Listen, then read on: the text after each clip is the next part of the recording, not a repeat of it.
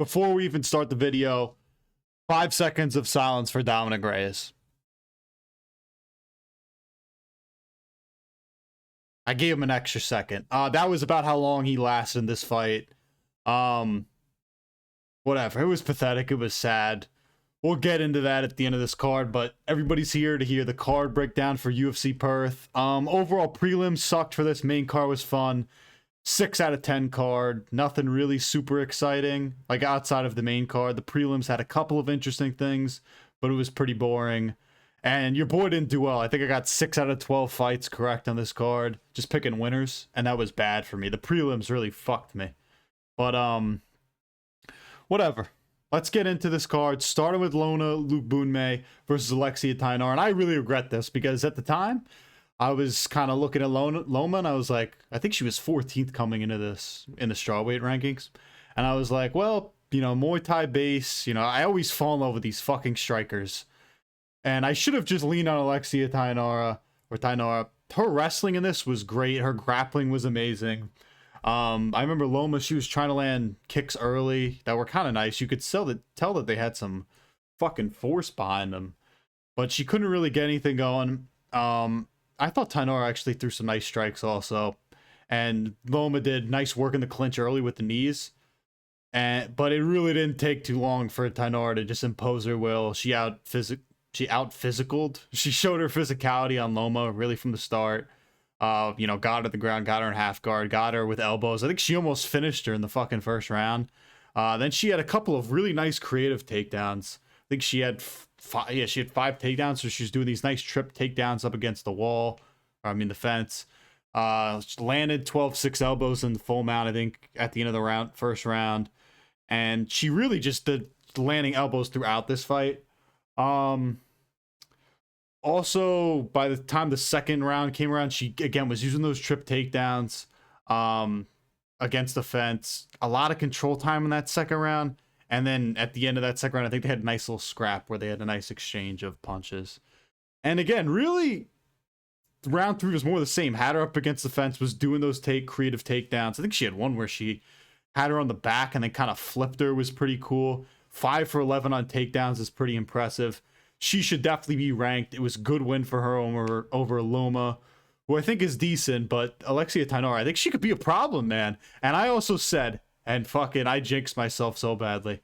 I said, I've been on money with these women's fights, picking the winners and stuff. I got both the women's fights wrong on this card. And this is really the one I regret. The other one, Michelle Montague, I don't regret. She can't throw a punch to save her life. But electric grappler, I'll say that. Thainara, good win for my Brazilian sister. Up the card we go to Brando Pericic, which we don't even have a fucking thing for, and Ellison. What a fucking interesting kind of scrap this was. By interesting, I mean it was over within a minute or a couple minutes. Before the fight, they, you know, do those stupid little pre-fight interview things or promos, and Brando Pericic talk about how he lives in a fucking car, you know, same old poor shit. Got into trouble in his early life, and then said that he'd fight Tom Aspinall, Sergey Pavlovich, and Alexander Volkov all in one night, which I was like, I like the fire from this dude. And Ellison was like, I almost killed myself. And I was like, what? I was locked in from the start on these guys.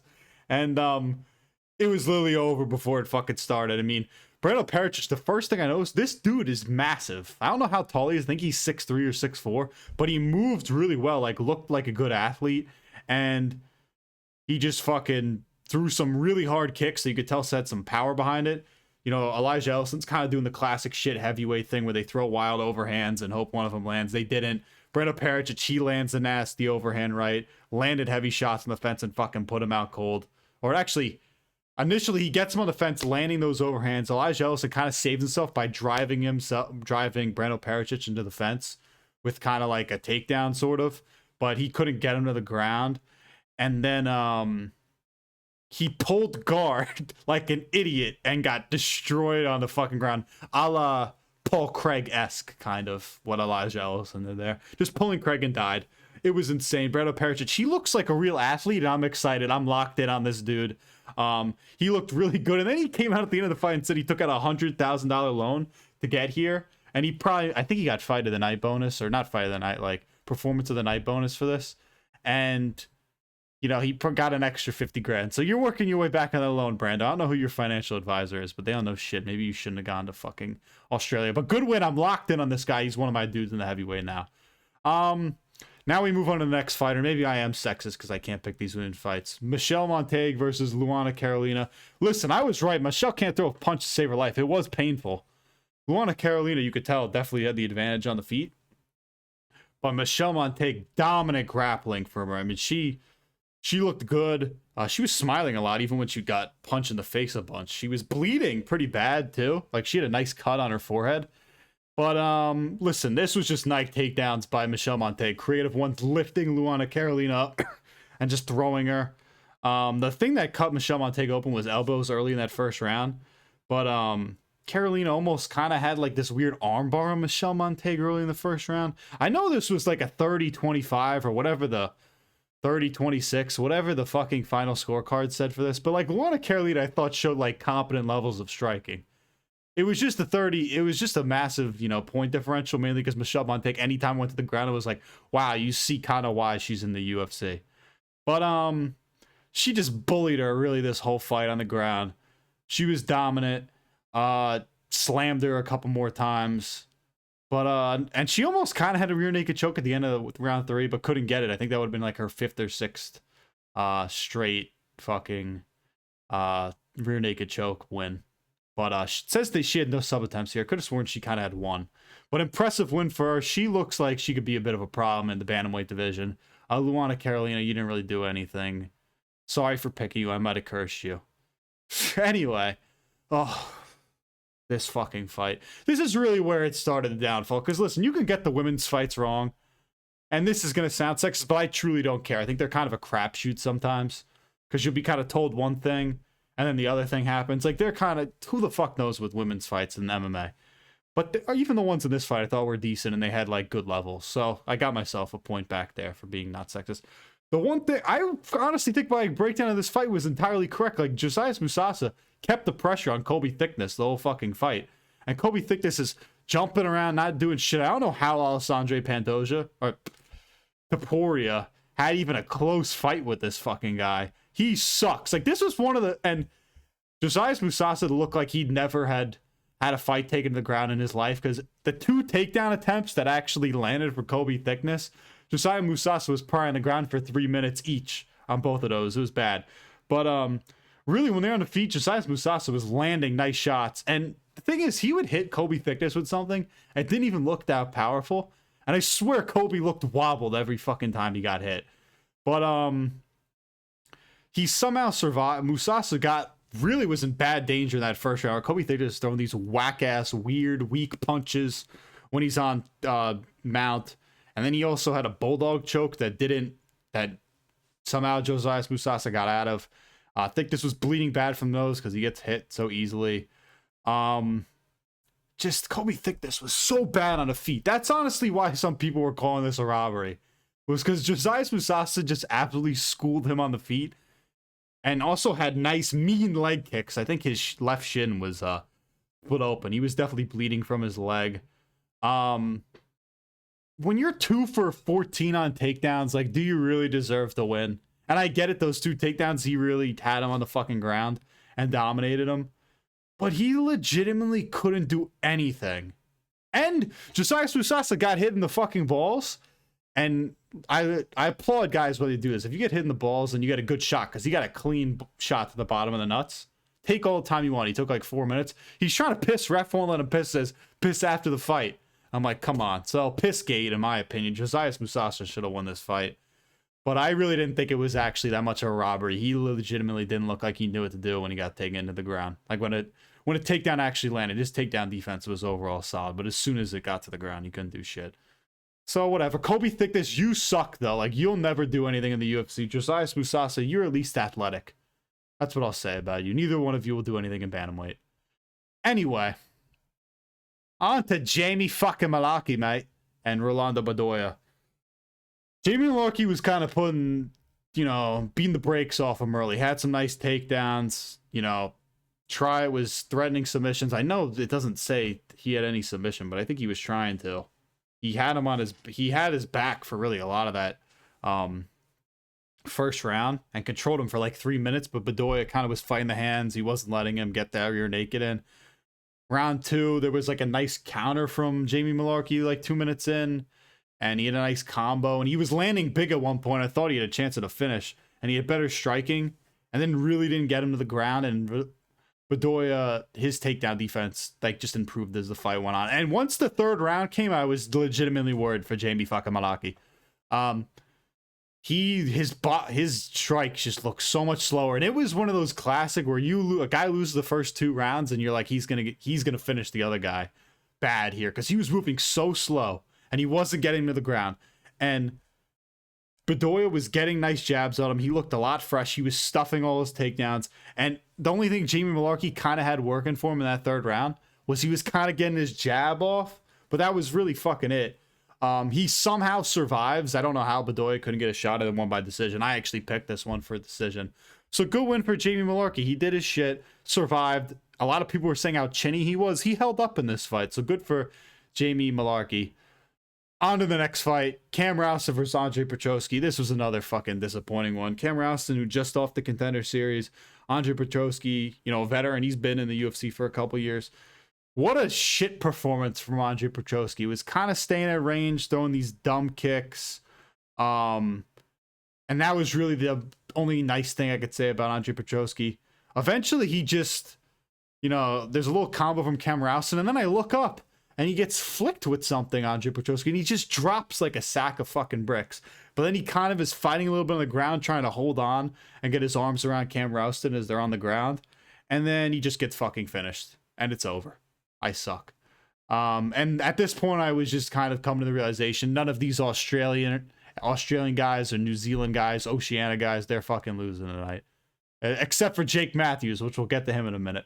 But that just was, I was kind of thinking as this was going on, I was like, fuck, why'd I go against all my Australian brothers? He had like a cringy post-fight interview, Cam Rowston, who was shouting out Izzy.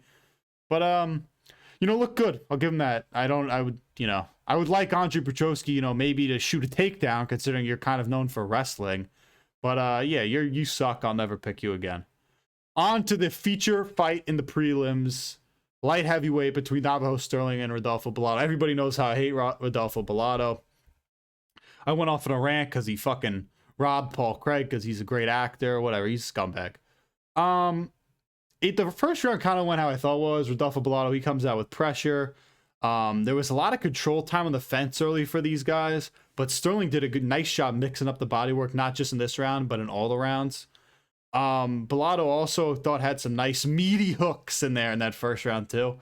But Stirling turns up the pressure. He ate a knee in that round.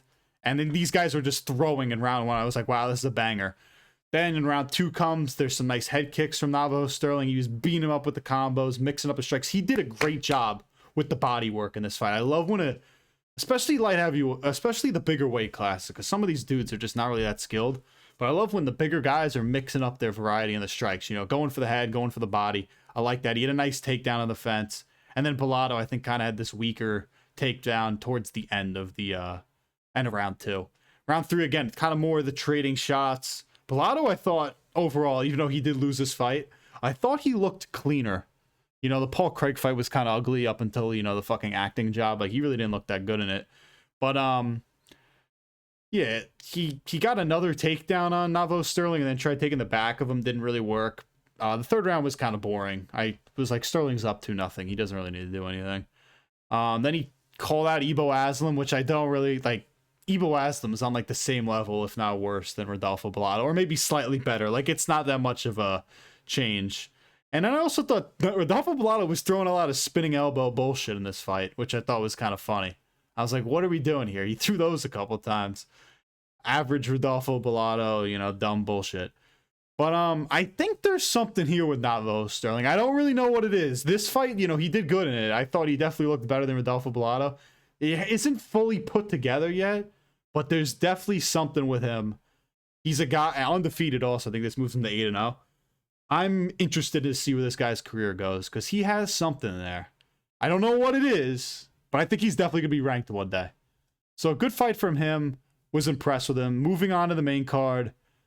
Fucking Tom Nolan, mate. I mean, give me a fucking break. He was fucking... This was an electric scrap. Charlie Campbell, a Long Islander. It sucked to pick against him. I thought he was going to get knocked down the second round. Instead, he gets finished in the first by, what was it, a rear naked from Tom Nolan. The beginning of the fight, these guys, you both knew they were going to fight at range because they're both good at that. They're both just great strikers. They were nice kicks from range from both guys. Then Charlie Campbell drops him early, but wanted zero part of the ground game anytime he got him the ground. Just kept letting him back up. He knew that Tom Nolan's dangerous on the feet, the feet and the ground. But Campbell was really patient. I thought he was using his feints well. He was landing nice close too, and that was what worrying me. I thought Tom Nolan would be a little bit better close. But it was just a beautiful scrap. These guys were fucking trading. And Campbell was kind of doing a nice job just keeping Tom Nolan on that back foot. But then Tom Nolan just fucking wobbles Charlie Campbell. And then Nolan just gets a takedown on Charlie Campbell, takes his back, and then fucking subs him. And I was just like, wow. There was a spinning back kick somewhere in that middle of the first round that Tom Nolan landed on Charlie Campbell that you could tell really fucking hurt him. And that was kind of the turning point in that fight, because it was early on. It was Charlie Campbell. He was doing a really nice job landing shit. But that was really the turning point. Overall, beautiful fucking scrap. This was a great opening to the card, because the prelims were honestly shit. There was nothing really that exciting from them. Tom Nolan's legit. I'm all in on Tom Nolan. I've always liked this guy, like the little bit of that I've watched from him. But this dude can fucking fight. Also, Tom Nolan checked the kick on his knee, and there was just a big hematoma, and you could tell what had happened in real time. It was like, fuck, that hurt. And then you could see that hematoma build up at the end of the fight. He pointed out in the post-fight interview with Paul Felder. But great fucking win for Tom fucking Nolan. I'm excited to see more of what this guy does. You think he's probably going to fight again sometime next year. I think he said, he's taken some time off for the last 3 months of 2025. But yeah, up the card we go. And this one, second to Dominick Reyes, most devastating part of tonight. Jake Matthews, a dude I've been on for a while. Pause. A guy that I've just liked.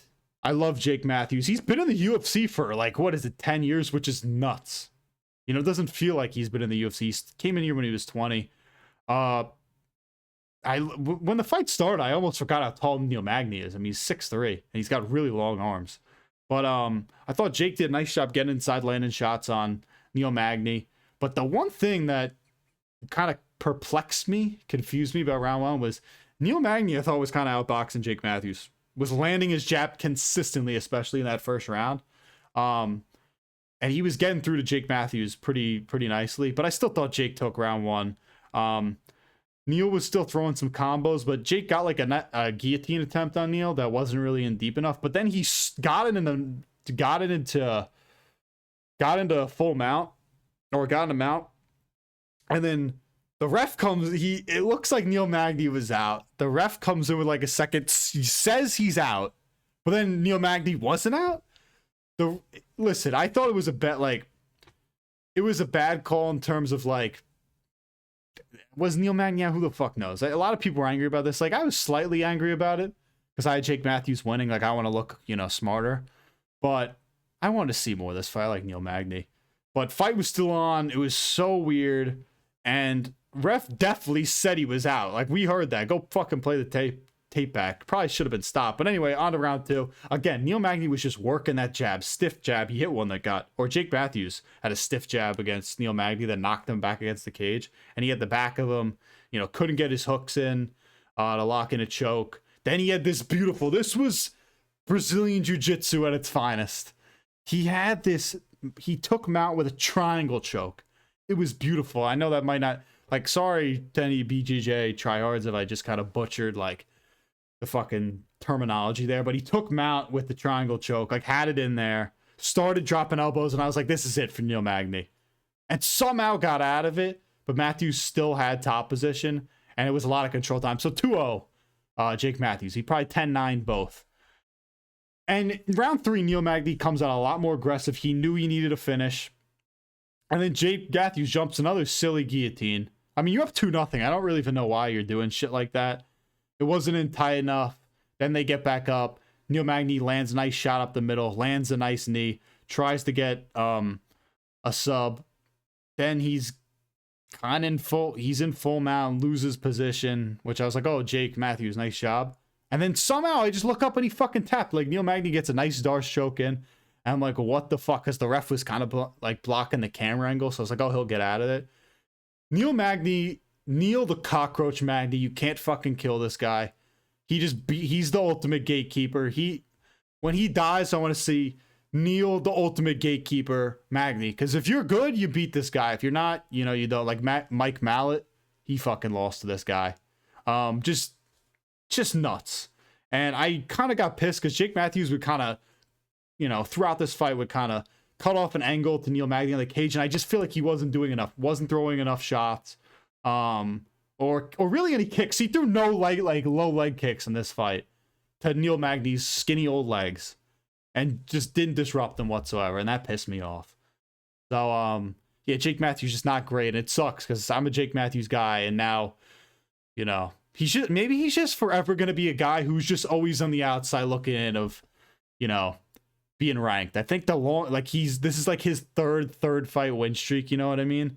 He just can't get over that 3-in-a-row win streak. And it sucks because I love Jake Matthews. And I really thought beats Neil Magny, you're in the rankings, buddy, in welterweight. And maybe we'll see what happens. I don't know. Don't think he was ever really going to contend for the belt or anything. But I was like, he could be a nice staple in the rankings. I really like Jake Matthews. But whatever, Whatever. What are you going to do? Fucking Jack Jenkins versus Ramon Taveras. Jack Jenkins, my TikTok edit goat. I see a couple of them. His kicks, obviously, pointed out earlier, that was the difference in this fight.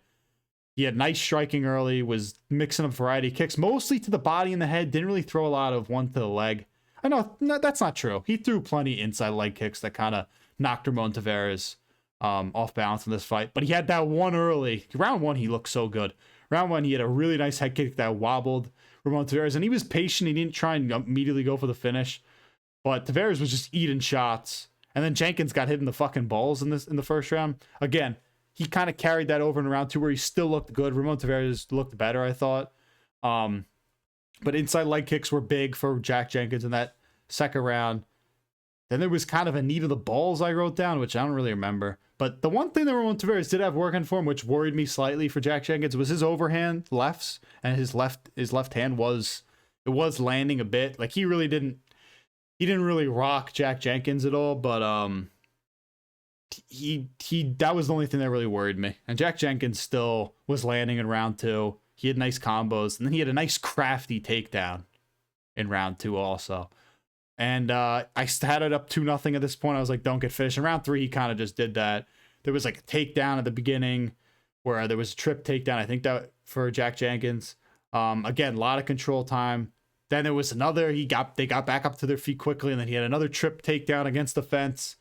And then he had a choke in, and then Taveras fucking gets back on top position. He was landing elbows. And then Jack Jenkins at the end of round three had like this nice reversal where he gets back on his feet, where he like kicks off Ramon Taveras, and he finished strong. Then, really nothing happened in that third round though. And it was a nice win for Jack Jenkins. He was great in that first round. Didn't really carry it over for the rest of the fight, but he looked good. I thought like a 6 or 7 out of 10 performance for Jack Jenkins. And also this guy's been through a lot. He had cartilage in his neck that was destroyed, and he got that fixed. So good for Jack Jenkins. Nice win. I don't really know what his future is, but good for him. Good for the kid. Jimmy the fucking brute Crute though versus Ivan Erslan. Jimmy Crute, I'll give him credit. He has now realized, if I never throw a punch, like I should just never throw a punch and I can win fights. Just take dudes to the ground, spam double legs, use your jiu-jitsu, and you're going to win fucking fights. Because I said Ivan Erslan, he has good boxing. And he was hitting Jimmy Crute hard in the beginning, and I was fucking nervous. There was some leg kicks from both guys. But then Jimmy had this beautiful takedown where Ivan Erslan kind of hits him with a nice combo. He blasts a double leg on him, and then gets this wild-ass submission on Ivan Erslan that looked like some shit that Rusev did in the WWE like 10 fucking years ago. It was beautiful. Jimmy Crute realized that he should never throw punches, and that he can't throw punches. So good for Jimmy Crute to kind of realize that. yeah, nice win for Jimmy Crute. I'm happy for him. He's been through a lot. Just a good dude. I'm happy for Jimmy the fucking brute Crute. Just use your jujitsu from now on, Jimmy. You could beat these shitbags. Maybe he takes on a guy slightly outside the rankings, like an Omar Sy or somebody, or maybe somebody right there. On to the fucking saddest part of the fucking night. Dominick Reyes gets knocked out by Carlos Ulberg. And let me tell you something. I was so convinced Dominick Reyes was going to win this fight before I saw them standing next to each other in the octagon. Because Dominick Reyes, he comes out to work by Gangstar. And I was like, wow, this dude has so much aura. Dominick Reyes, belt's ours. We're coming back for the belt. But as soon as the fight started, I had a bad feeling. There was tenseness in my apartment where I was like, fuck, something's not right. I couldn't figure out what it was. But Dominick Reyes looked tense. And early on, it was kind of what like within that first minute, it was exactly how I thought Carlos Ulberg was going to play. Just pity-patty with the leg kicks. You know, he'll throw him, finding the range of Dominick Reyes, like kind of figured out where he's got to be. And I was like, all right, Carlos Ulberg's playing his game. But Reyes, he'll let his hands free. He'll land something. He kept trying these dumb, like, head kicks. And he would just miss badly on him. He just looks slower than Carlos Ulberg, who has impeccable footwork. Impeccable, SAT word. He had great footwork. He just looks so much faster. And he knows how to use his body well. Pause. It sounded a little gay. But the broadcast said something that like piqued my interest, because usually they say so much dumb shit, but these guys are like the same size and have the same reach. But Carlos Ulberg looks so much bigger. Like the way he's standing, he was able to find the range so much faster than Dominick Reyes, and he was using his feints nicely. And then listen, I thought the way Carlos Ulberg was going to win this fight was one of two ways. He just boring, was just boring his way to a decision. And, he hits Dominick Reyes hard a couple times, and Dom survives, and then Carlos Ulberg wins like a decision, like 49-46 or 48-47. You know what I mean? Or I thought if he's going to get a finish, what happens is he'll kind of do what you saw in round one without the finish, where he's, making Dom Reyes hesitant with the feints and the kicks. And Dominick Reyes at the end of like round two or beginning of round three will push forward, and then Carlos Ulberg will counter and he'll knock him out. Except that happened in the beginning of round one. Like, it was bad. Dom Reyes pushes forward once because he can't find any fucking angles. He's like, let me take a chance. And he fucking just gets knocked the fuck out. And he just, again, the footwork of Carlos Ulberg was just impressive. He's a big guy who's really athletic and moves so fast. It was so painful. It was a left-right bang. Just got him out. It was brutal. But I just want to say something about Dominick Reyes. Were we overrating him? I know that hurts to say because Dominick Reyes is one of my guys. But face it, like, look at the three dudes he finished the last three fights. Dustin Jacoby, Anthony Smith, we know he sucks.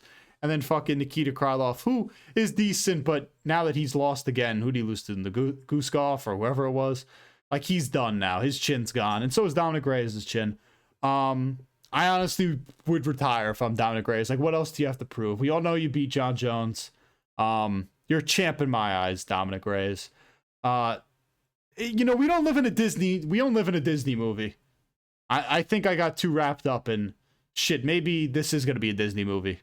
Maybe we'll see like some fat dude play Dominick Reyes one day in a Disney movie. It'll be the story back to the top. But that fucking, not all dreams can happen. Carlos Ulberg staunches him, knocks him out cold, and I just felt so bad for him. And as for Carlos Ulberg, impressive performance. He needed kind of a nice finish to kind of, in my opinion, solidify that he was going to get the title shot. Yuri Khalil is next week. I know the UFC doesn't promote shit because they don't really care. But I want to see Yuri get the title shot in terms of, I think he can kind of give a really interesting fight against Ankalaev. That's also me thinking Ankalaev beats Pereira. I know that sucks. I'm a Pereira guy. But I think Ulberg deserves a title shot. He's on a nice run. Although on the counter argument, you could just be like, this dude's finished nobody ranked. I mean, he finished Alonzo Menafield, who sucks. Struggled against Jan Blachowicz, got that controversial decision over him. But I think he does deserve a title shot. Although it would sell nothing if Ankalaev beats Pereira and then he has to fight Carlos Ulberg. That would sell no pay-per-views, even though it'll be on Paramount next year. So I guess it won't have to sell any pay-per-views. But you get the point. Carlos Ulberg's not exactly the most interesting guy, but he's extremely talented. I do want to see this guy fucking lose though. So whether it's Pereira, shit, even Ankalaev, I might root over Carlos Ulberg, and I don't know what it is. I just hate his face or something. And he's a handsome looking dude. But something about him just pisses me off. I don't really know what it is. And especially now you beat Dominick Reyes, I can kind of hate you. So Khalil, Yuri, Pereira, Ankalaev, whoever it is, I hope they fucking knock your head off, buddy. But impressive win for him. He definitely deserves a shot at the title. I don't think he beats Ankalaev. He could beat Pereira, who knows? But I don't think he beats either one. But a good run for him. Dominick Reyes, pour one out for Dominick Reyes tonight. Overall, it was a decent card. There's just no name value on this card. Australia deserves better. The fans deserve better than this. But big week next week and kind of all of October. We got Pereira versus Ankh versus Big Ank, Marab, Corey Sandhagen, Yuri versus Khalil next week. Week after, we got Charles versus Gamrot. Then there's fucking DeRitter versus Brennan Allen. And then Aspinall versus Cyril Gahn. Like, there's so many big fights this month. We're going to be pumping content out. Hopefully, this is the month where we really, fucking blow up and shit. But I appreciate all of my friends and followers who've texted me or messaged me, supporting me. I really appreciate it. I love doing this stuff. Leave a comment, like, subscribe. Let me know what you guys thought of this card. And thank you all for watching.